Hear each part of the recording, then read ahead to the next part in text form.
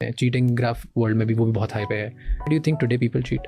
अब इसमें दो बातें हैं. एक तो अब तो बच्चे बहुत सारे नहीं चाहिए तो ऐसा क्यों करते हैं. इसका जवाब ये है कि सबकॉन्शियस या अनकॉन्शियस को बनने में हज़ारों साल लगते हैं. उसको चेंज होने में भी हज़ारों साल लगेंगे.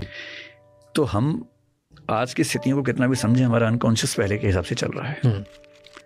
उसको चेंज होने में कई हज़ार साल लगेंगे. इसलिए हज़ार साल तक या कई हज़ार साल तक कॉन्ट्रडिक्शन बना रहेगा कि आज कंडीशन चेंज हो गई पर हमारा दिमाग वैसे काम करता है. एक तो ये है. दूसरा, आपने कहा कि लोग चीटिंग क्यों करते हैं. चीटिंग इसलिए करते हैं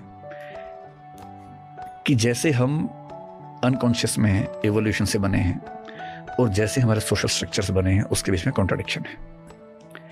सोशल स्ट्रक्चर आपसे कहता है कि आप मोनोगेमस रहें.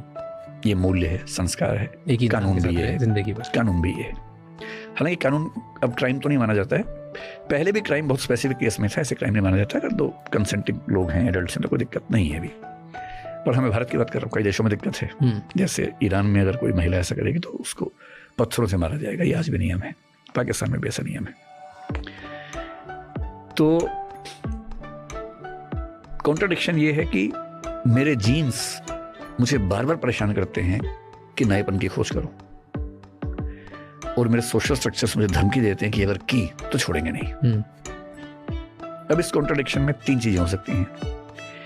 एक तो ये कि मैं समाज को छोड़ के भाग जाऊं और एवोल्यूशनरी साइकोलॉजी के लेवल पे जीऊं.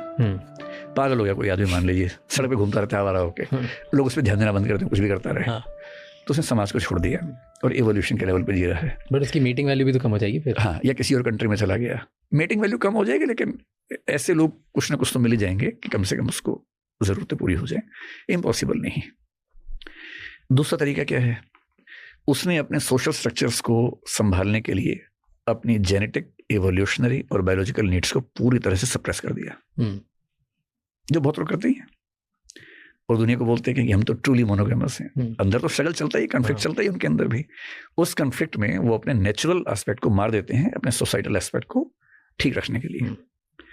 अधिकांश लोग ना ये कर पाते हैं ना वो कर पाते हैं. तब एक ही रास्ता है या दो रास्ते हैं. वो अपने